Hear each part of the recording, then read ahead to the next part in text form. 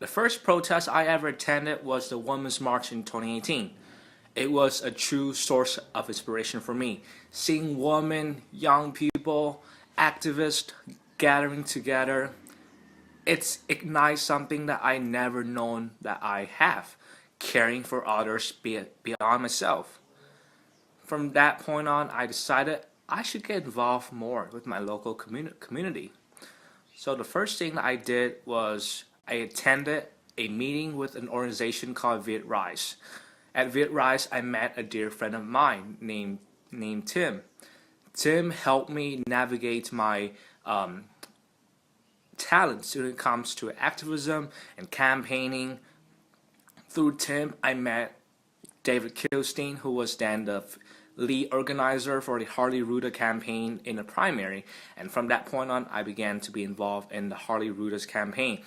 And my first protest ever was attending the Women's March back in 2018. It was an amazing experience for me.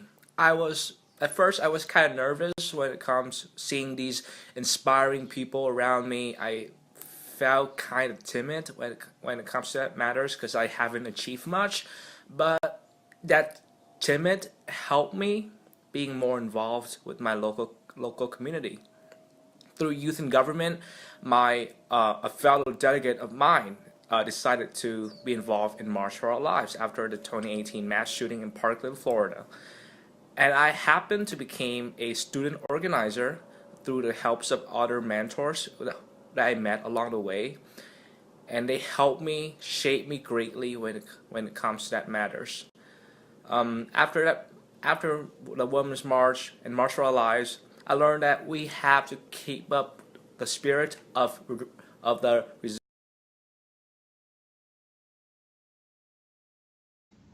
Hey everyone, my name's Eric Liu. I'm a sophomore at Loyola University Chicago, and I'm majoring in environmental studies.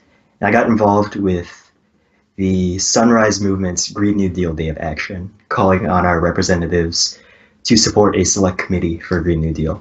And in that event, we went to Representative Jan Schakowsky's Chicago office, and we met with her, and we called on her to support this select committee on a Green New Deal.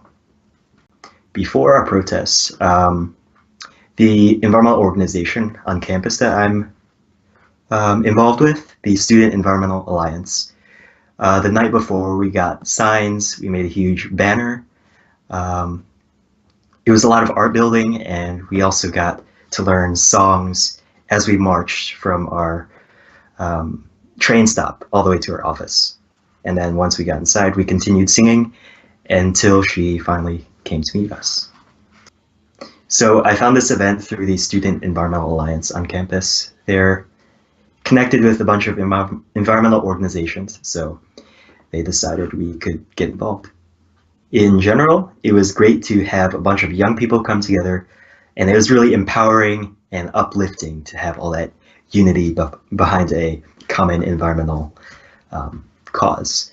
Once we actually talked with Representative Jan Schakowsky, she expressed full support for the goals of the Green New Deal, but she was a little hesitant on the actual mechanisms and perhaps the actual select committee she was kind of hesitant on. And I attribute that to her being introduced to this proposal for the first time at our meeting.